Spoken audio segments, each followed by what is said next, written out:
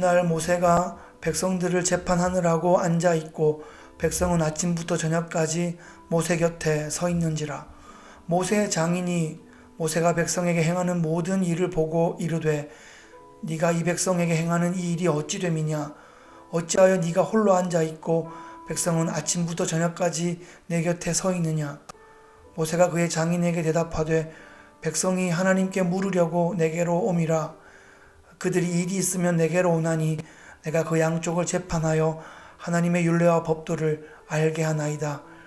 모세의 장인이 그에게 이르되 네가 하는 것이 옳지 못하도다. 너와 또 너와 함께한 이 백성이 필경 기력이 쇠하리니 이 일이 내게 너무 중함이라. 네가 혼자 할 수 없으리라. 이제 내 말을 들으라. 내가 네게 방침을 가르치리니 하나님이 너와 함께 계실지로다. 너는 하나님 앞에서 그 백성을 위하여 그 사건들을 하나님께 가져오며 그들에게 율례와 법도를 가르쳐서 마땅히 갈 길과 할 일을 그들에게 보이고 너는 또 온 백성 가운데서 능력 있는 사람들 곧 하나님을 두려워하며 진실하며 불의한 이익을 미워하는 자를 살펴서 백성 위에 세워 천부장과 백부장과 50부장과 10부장을 삼아 그들이 때를 따라 백성을 재판하게 하라. 큰 일은 모두 내게 가져갈 것이요 작은 일은 모두 그들이 스스로 재판할 것이니 그리하면 그들이 너와 함께 담당할 것인즉 일이 내게 쉬우리라. 내가 만일 이 일을 하고 하나님께서도 내게 허락하시면 내가 이 일을 감당하고 이 모든 백성도 자기 곳으로 평안히 가리라. 이에 모세가 자기 장인의 말을 듣고 그 모든 말대로 하여 모세가 이스라엘 무리 중에서 능력 있는 사람들을 택하여 그들을 백성의 우두머리 곧 천부장과 백부장과 50부장과 10부장을 삼음해 그들이 때를 따라 백성을 재판하되 어려운 일은 모세에게 가져오고 모든 작은 일은 스스로 재판하더라. 모세가 그의 장인을 보내니 그가 자기 땅으로 가니라. 광야에서 공동체 생활을 함께 해 나가야 했던 이스라엘 백성들은 다양한 문제들 속에서 서로 부대끼며 살아가야 했을 것입니다. 가족별로 또 지파별로 살아가야 할 공간도 확보해야 하고 또 자기들 물건들도 지켜야 하고 또 좁은 공간에서 부대끼며 살아가다 보니까 여러 가지 갈등 상황들이 생기는 건 당연했을 것입니다. 그래서 사람이 모인 곳에는 질서가 필요하고 또 행정적인 절차와 그런 도움이 필요한 것입니다.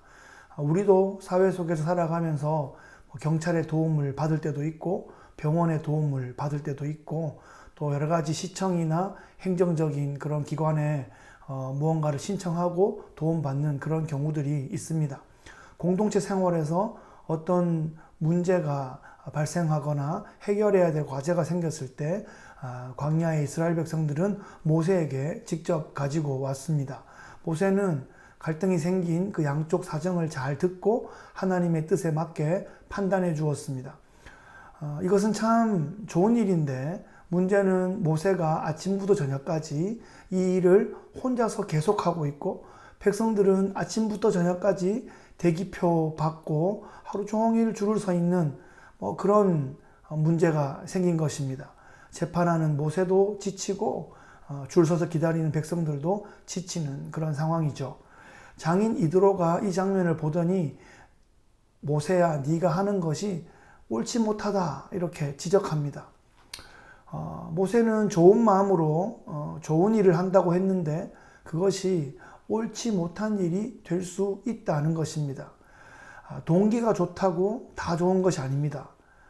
지혜로운 과정이 필요합니다. 그래야 열매 있는 좋은 결과를 기대할 수 있게 되는 것입니다. 모세 혼자서 재판을 하다가 모세가 지쳐 쓰러지면 그 일은 완전히 폐쇄되고 말 것입니다. 그래서 이드로가 제안하는 것은 신실한 사람들을 선발하여서 키워서 자기 역량을 충분히 개발하게 하고 또 그들을 각 단계에서 잘 사용하도록 그렇게 제안을 합니다. 그러면 백성들은 여러 가지 일의 사안에 따라서 효율적으로 그렇게 도움을 받을 수 있고 공동체가 균형 있게 안정적으로 효율적으로 그렇게 성장할 수 있을 것입니다. 이 장면은 교회에 곧바로 적용해 볼 수 있습니다. 교회는 믿음의 공동체입니다. 그래서 교회라고 해서 믿음만 강조하면 균형을 잃어버립니다. 믿음은 행함으로 나타나야 되는데 그 행함은 우리의 삶의 정황 속에서 매우 구체적이고 또 실제적이고 효율적으로 그렇게 운용이 되어야 합니다. 사람이 몸만 있는 것이 아니죠. 사람은 몸도 있고 정신도 있고 또 그렇게 영혼도 있고 그런 것입니다. 이 몸과 영혼이 함께 전인을 구성하고 있습니다. 그래서 이 몸과 영혼이 상호작용을 통해서 서로 발전하기도 하고 또 서로 쇠락하기도 하는 그런 경우들이 있습니다. 그래서 교회를 운영할 때 지혜가 필요합니다. 소수의 사람들이 극강의 수고를 하고 나머지는 그저 교회에 오는 정도로만 만족하도록 그렇게 내버려 둬서는 안 될 것입니다. 그러면 서로가 지쳐갈 수 있습니다. 한쪽은 너무 일을 많이 해서 달아서 지칠 수 있고 한쪽은 너무 일을 안 해서 너무 섬기지 않아서 녹이 슬어 버릴지도 모르겠습니다. 어떤 사람의 영혼은 고갈되고 또 어떤 사람은 시간이 지나도 전혀 성장하지 않는 그런 모습을 가질 수도 있습니다. 때로 너무 웃자라 버릴 수도 있고 균형을 잃어버릴 수 있다는 거죠. 은사별로 영혼들을 적절하게 배치해서 효율적으로 사역할 수 있게 그렇게 해야 합니다. 흔히 하는 말로 유람선 같은 교회가 아니라 전투함 같은 교회가 되어야 한다. 우리가 그렇게 말들 하죠. 그 말이 교회에서는 평안을 누려서는 안 되고 무조건 전투해야 한다. 그런 의미는 아닙니다. 교회의 모든 구성원들이 자신의 믿음과 은사의 분량에 따라서 모두 자기들이 맡은 그런 사역이 있어야 한다. 그런 의미입니다. 그럴 때 교회 생활에 의미가 있고 또 목적도 있고 열매도 있고 또 형통케 하는 좋은 그런 영향력도 있는 것입니다. 사람을 잘 키우는 교회, 모두가 의미 있게 쓰임받는 그런 믿음의 공동체의 멋진 구성원들 되시기를 주님의 이름으로 축복합니다.